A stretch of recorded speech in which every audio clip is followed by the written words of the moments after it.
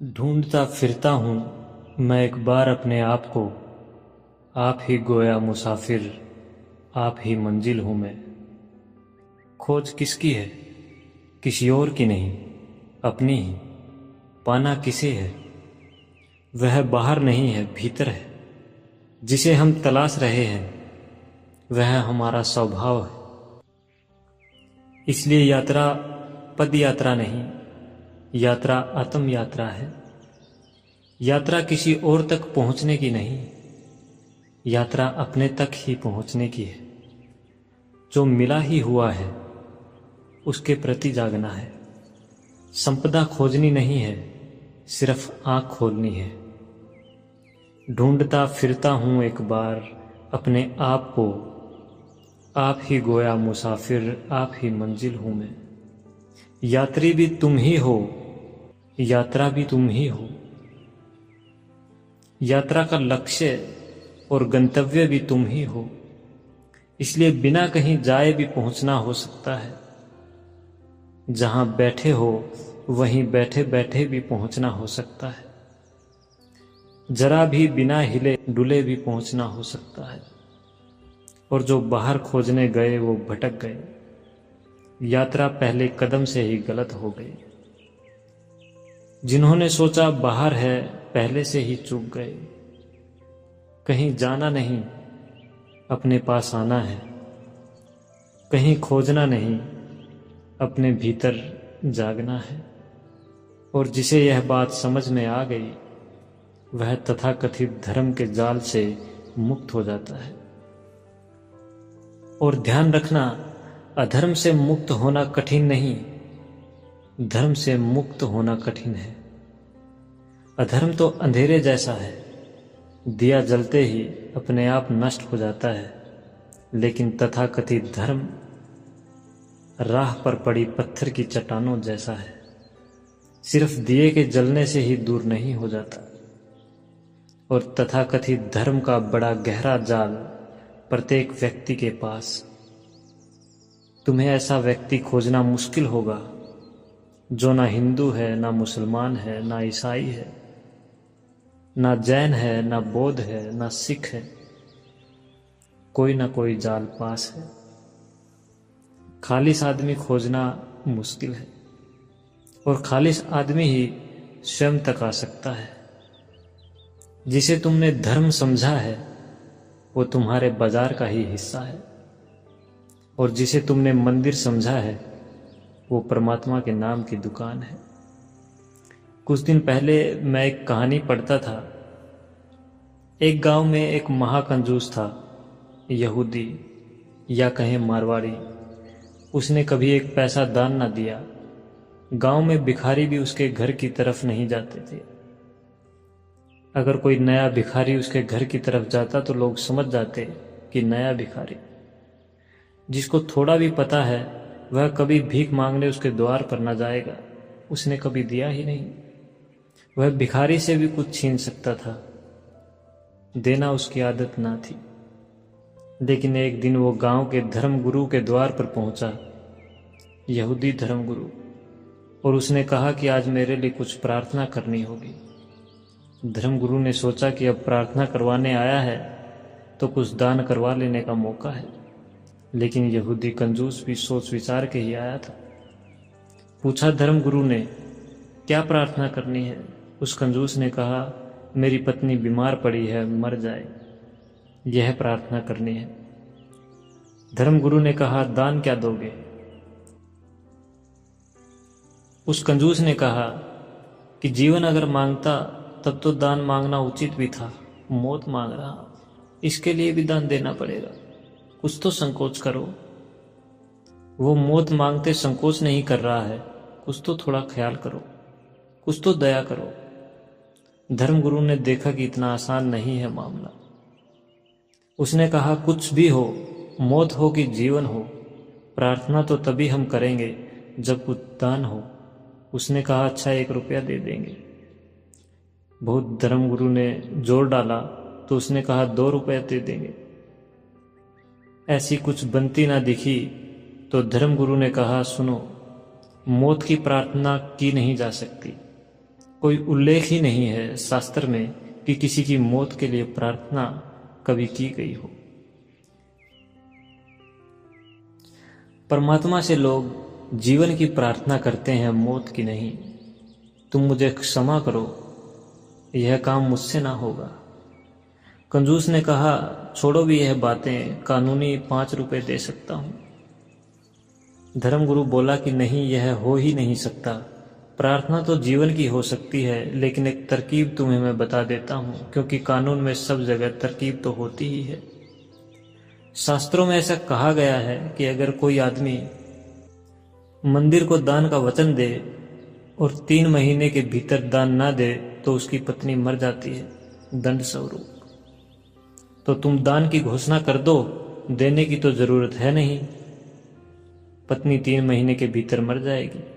तो उस महाकंजूस ने कहा, जब देना ही नहीं, तो उसने कहा तब ठीक है, तब 1 लाख रुपया दान दे देंगे। जब देना ही नहीं है, धर्मगुरु ने कहा, जब देना ही नहीं है तो क्या लाख, क्या 10 लाख, अरे 10 लाख ही कह दो। थोड़ा सा सहमा, क्योंकि कल्पना में भी देना कष्ट मालूम होता है। उसने कहा 10 लाख ज्यादा हो जाएंगे, पर धर्मगुरु ने कहा जब देना ही नहीं है तो जैसा 1 वैसा 10। वह बड़े बेमन से राजी हुआ, लौट आया। पत्नी मरी तो नहीं, बीमार थी, ठीक हो गई। वो बड़ा चकित हुआ, न 3 महीने पूरे हुए वो वापस आया। उसने कहा कि नियम काम नहीं किया। धर्मगुरु ने कहा कि देखो, शास्त्र कहता है कि दंड स्वरूप एज ए पनिशमेंट, मगर तुम तो चाहते हो कि पत्नी मर जाए, इसलिए तुम्हें दंड तो ना होगा, ये तो पुरस्कार हो जाएगा, इसलिए प्रार्थना व्यर्थ गई। अगर तुम सच में ही चाहते हो पत्नी मर जाए, तुम अब ऐसा करो कि जाके बाजार से कुछ हीरे जवाहरात खरीदो, कुछ सुंदर साड़ियां खरीदो, पत्नी को भेंट करो।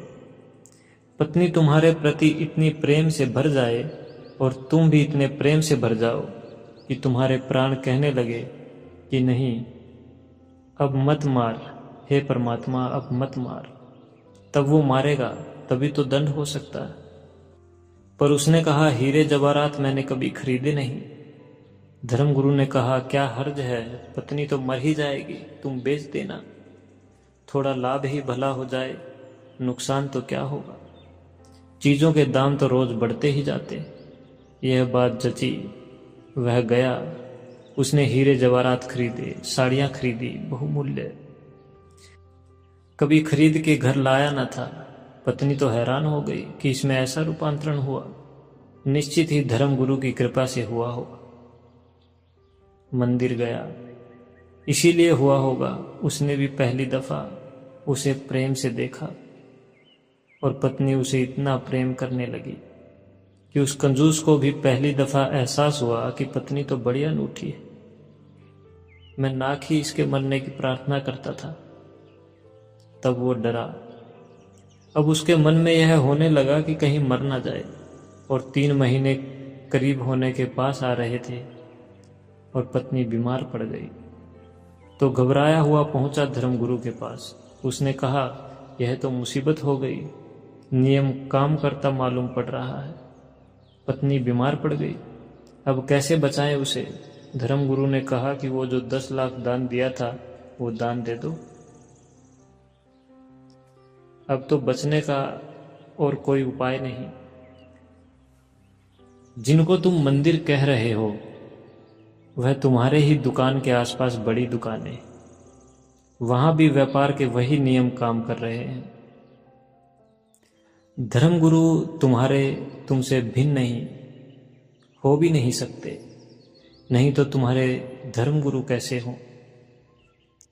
तुम्हारे धर्मगुरु होने के लिए तुम्हारे जैसा ही होना जरूरी है। तुम्हारा ही गणित, तुम्हारा ही हिसाब, तुम्हारा ही मन का व्यवसाय। तुम्हारा मंदिर तुम्हारे जैसा है। ध्यान रखना, तुम्हारा मंदिर तुम्हारा है, परमात्मा का नहीं। तुमने ही बनाया है और तुमने जो मूर्ति स्थापित की है वो तुम्हारी ही मूर्ति है। परमात्मा की तो मूर्ति का तुम्हें पता भी नहीं।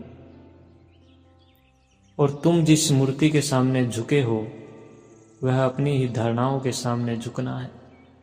परमात्मा की कोई मूर्ति बनानी जरूरी नहीं, क्योंकि वह तो तुम में मूर्तिमान हुआ है। तुम्हें कहीं बाहर झुकने का सवाल नहीं। भीतर की कला आ जाए। ध्यान रखना, किसी के सामने भी झुकने का सवाल नहीं, बस झुकने की कला आ जाए। झुकना तुम्हारा स्वभाव बन जाए। जिस दिन भी तुम भीतर झुकोगे, तुम पाओगे मंदिर के सामने खड़े हो। जिस दिन भी भीतर तुम्हारी अकल टूटेगी, अहंकार गिरेगा, तुम पाओगे ये चिन्ह में मंदिर तो सदा से भीतर, मैं मरण में मंदिरों में खोजता लगा। आदमी के बनाए घरों में पुकार रहा था, और जिसे मैं खोज रहा था वह मेरे भीतर सदा मौजूद रहा। ढूंढता फिरता हूं एक बार अपने आप को, आप ही गोया मुसाफिर, आप ही मंजिल हूं मैं। तुम ही हो भगवान और तुम ही हो भक्त, तुम ही हो पूजा, पुजारी पूज्य। और जब तक तुम्हें यह बात स्मरण ना आ जाए, तब तक तुम भटकते ही रहोगे। इसलिए बुद्ध ना तो परमात्मा की बात करते हैं, ना प्रार्थना की बात करते हैं। बुद्ध केवल ध्यान की बात करते हैं। अब प्रमाद में मत लगे रहो। कामरति का गुणगान मत करो। प्रमाद रहित व ध्यान में लगा पुरुष विपुल सुख को प्राप्त होता है। एक एक शब्द समझ लेने जैसा है। प्रमाद में मत लगे रहो। जैसे तुम जी रहे हो वह जीवन प्रमाद का है। प्रमाद का अर्थात मूर्छा का। वह जीवन तंद्रा का है। कभी कभी तुम भी जागते हो तो तुम्हें भी लगता है तुम व्यर्थ ही जी रहे हो। ऐसा आदमी खोजना मुश्किल है जिसे कभी कभी झलक ना आती हो कि मैं क्या व्यर्थ जी रहा हूँ। किसी दिन सुबह उठकर ऐसा लगता हो क्या सार है। इसमें रोज उठता हूँ, रोज जागता हूँ, दौड़ता हूँ, बाजार है, दर धूप है, आपाधापी है, कमाना है, सांझ फिर सो जाना है, फिर सुबह उठना, सुबह होती, शाम होती, उम्र यूं ही तमाम होती। लेकिन किस लिए? क्या प्रयोजन है इस सब का? एक दिन ऐसे ही दौड़ते दौड़ते राह में गिर जाऊंगा, धूल धूल से मिल जाएगी।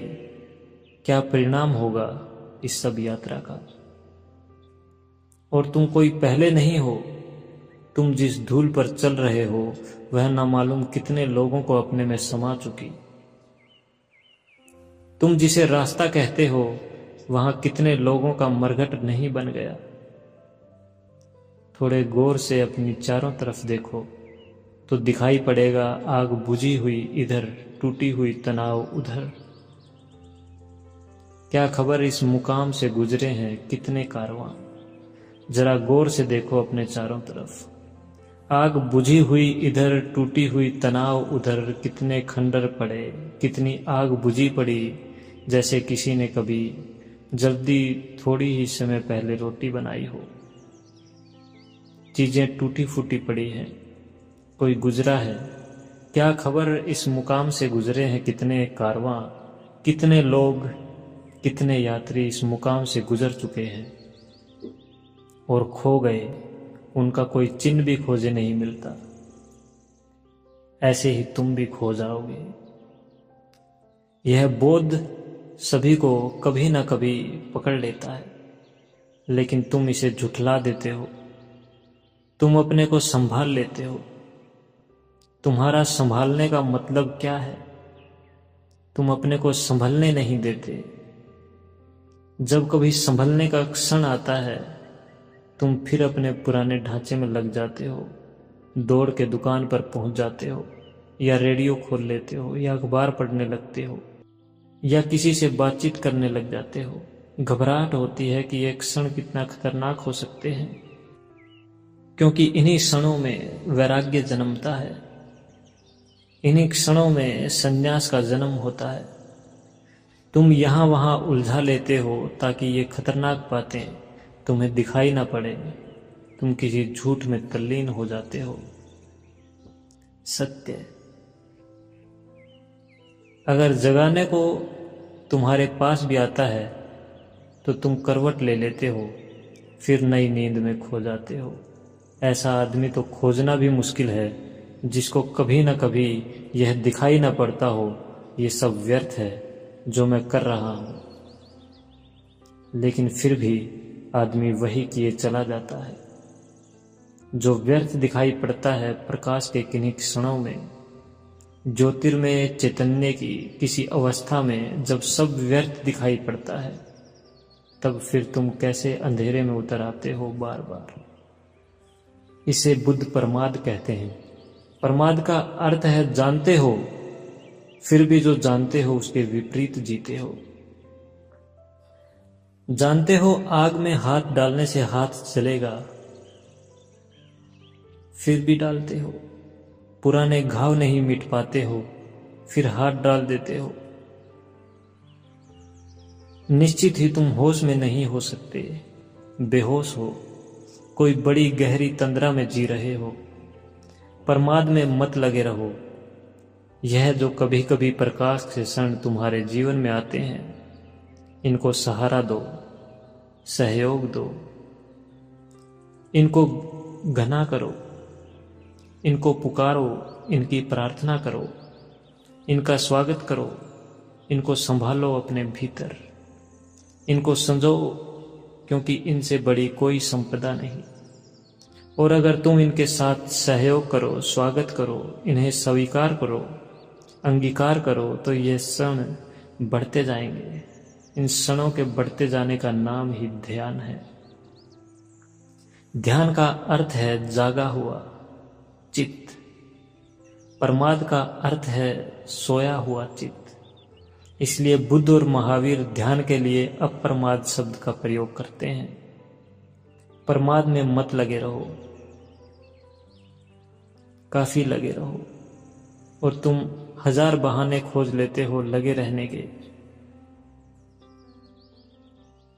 तुम कहते हो अभी बच्चे बड़े हो रहे हैं, तुम कहते हो अभी तो महत्वाकांक्षा के दिन है, थोड़ा और कमा लो।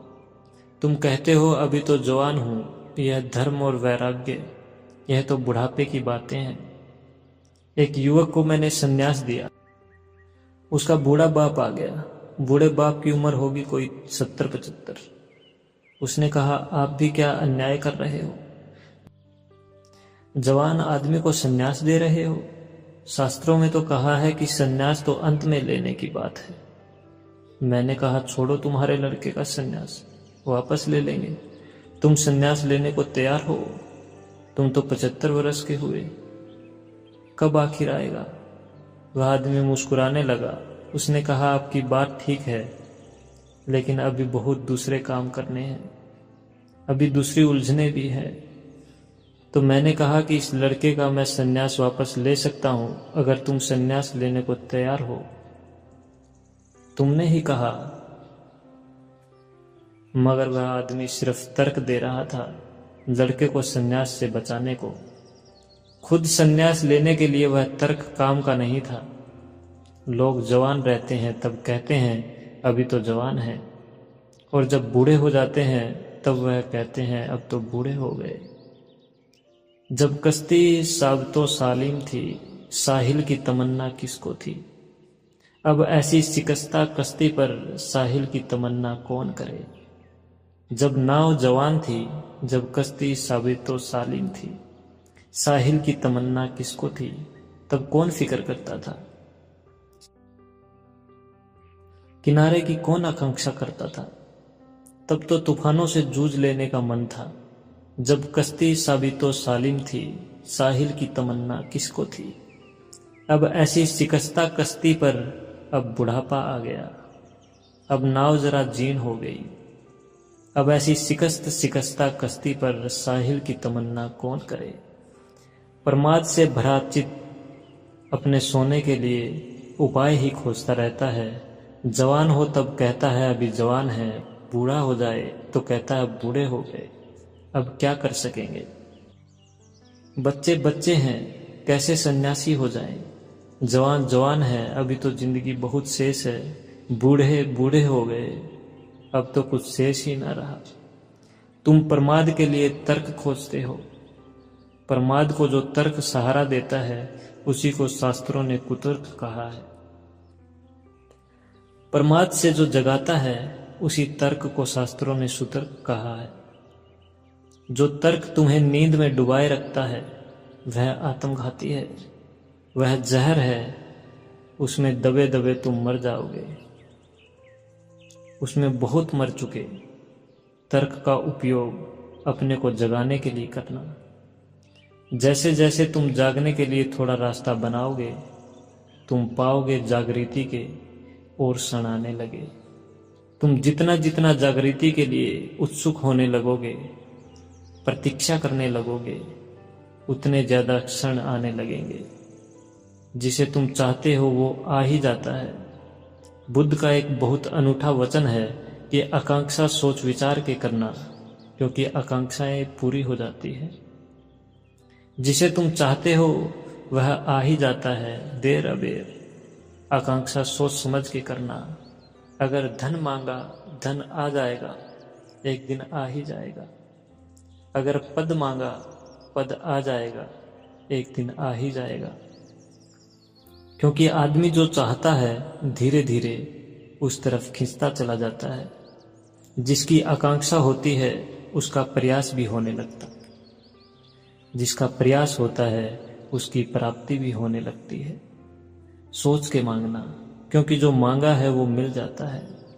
विचार के मांगना, नहीं तो पछताओगे, नहीं तो रोओगे, क्योंकि इतने दिन मांगने में गए, इतने दिन जो मांगा उसको इकट्ठा करने में गए।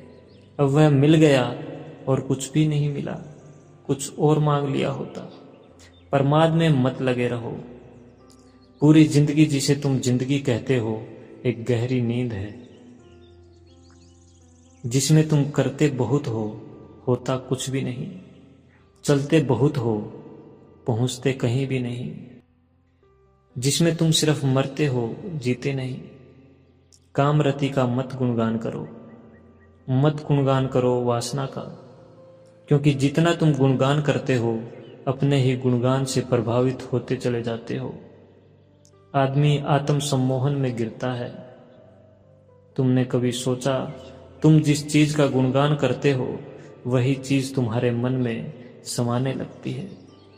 गुणगान तुम्हारा ही तुम्ही को प्रभावित कर जाता है। बुद्ध और महावीर दोनों ने कहा है, काम कथा मत सुनो, लेकिन काम कथा ही लोग देखते हैं, सुनते हैं। फिल्म हो कि रेडियो हो कि किताब हो कि उपन्यास हो कि कविता हो, लोग काम कथा ही सुनते और पढ़ते हैं। और फिर जब काम वासना जोर से पकड़ती है घबराते हैं। तब कहते हैं ये तो बड़ा मुश्किल है, इससे छुटकारा कैसे हो। उसी को आरोपित करते हैं, उसी को सींचते हैं, उसी को संभालते हैं। और जब संभल जाती है और जब सारे जीवन को जकड़ लेती है तो फिर चिल्लाते हैं, चीखते हैं कि इससे छुटकारा कैसे हो। काम वासना वस्तुतः कुछ भी नहीं, सम्मोहन है। और जिस चीज के प्रति भी तुम सम्मोहित होते चले जाओ, सम्मोहित का अर्थ है जिसका भी तुम सुझाव अपने को देते चले जाओ, वही चीज रसपूर्ण हो जाती है। रस आदमी स्वयं डालता, रस वस्तुओं में नहीं तुम डालते हो।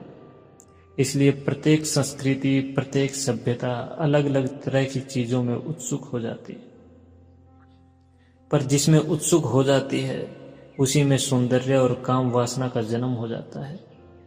हजारों संस्कृतियां जमीन पर रही, उन्होंने अलग अलग चीजों में सौंदर्य देख लिया है। जिसने सौंदर्य देखना चाहा वही दिखाई पड़ गया। बुद्ध कहते हैं कामरति का मत गुणगान करो, रुको, सोचो, क्योंकि जिस चीज का भी तुम गुणगान करोगे तुम उस तरफ अनजाने आकर्षित होते चले जाओगे। आदमी अपनी ही बातों से प्रभावित हो जाता है। तुमने कभी देखा रास्ते में अंधेरे में किसी गली कूचे से गुजरते हो, अकेले हो, डरते हो, गीत गुनगुनाने लगते हो या सीटी बजाने लगते हो। क्या फायदा सीटी बजाने से, तुम्हारी ही सीटी है, कोई इससे कुछ सार तो ना हो। लेकिन अपनी ही सीटी की आवाज सुन के हिम्मत बढ़ जाती, जैसे कि अकेले नहीं हो। गाना गुनगुनाने लगते हो, अपने ही गाने की गर्मी शरीर में आ जाती है। लगता है जैसे अकेले नहीं हो, तुमने अपने जीवन को अपने ही सुझावों से भर लिया है। तुम उन्हीं में गिरे, उन्हीं में दबे हो। तुम्हारा सुझाव ही तुम्हारा संसार है। तुम्हारा आत्म सम्मोहन, ऑटो हिप्नोसिस ही तुम्हारा संसार है। और जब बुद्ध या शंकर कहते हैं संसार माया है, तो तुम यह मत समझना कि इन वृक्षों, चांद, तारों के संबंध में कह रहे हैं। वो उस संसार के संबंध में कह रहे हैं जो तुमने अपने चारों तरफ खड़ा कर लिया है, जिसको तुमने ही अपने सपनों में रंग लिया है, जिसके रंग तुम्हारे मन के दिए हुए हैं। यह संसार तो बड़ा सत्य है, लेकिन इस संसार का तो तुम्हें पता ही नहीं है। तुम्हें तो वही दिखाई पड़ता है जो तुम देखना चाहते हो। तुम्हें तो वही दिखाई पड़ता है जिसकी तुम कामना करते हो। पूरी मनुष्य जाति कामरति के गुणगान में पागल हुई जा रही। तुम्हारे कवि 100 में से 99% काम वासना का गुणगान करते हैं। तुम्हारे उपन्यासकार काम वासना के शास्त्र लिखते हैं। तुम्हारे फिल्म निर्माता काम वासना की फिल्में बनाते हैं।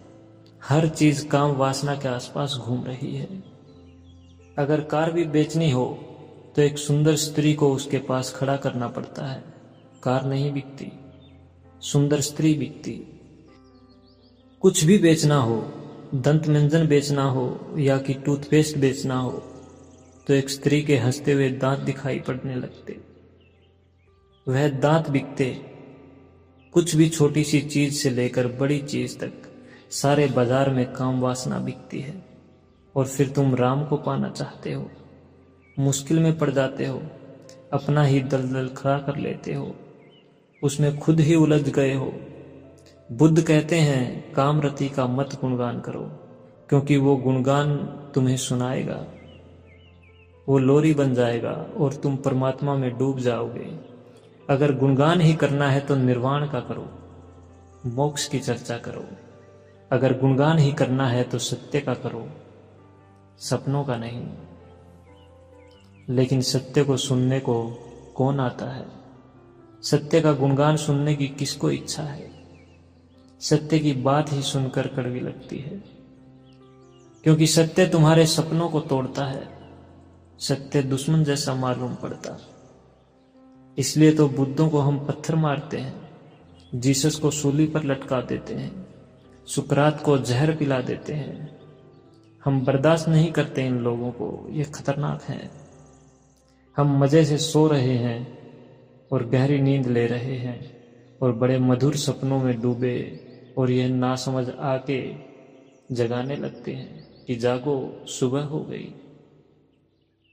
जैसे सर्दी की रात, अगर तुमने किसी को कहा सुबह उठा देना, हालांकि तुमने ही कहा है, लेकिन सुबह जब वह तुम्हें उठाता है तो मन में नाराजगी आती है कि यह दुष्ट आ गया, कहा तुम ही ने था।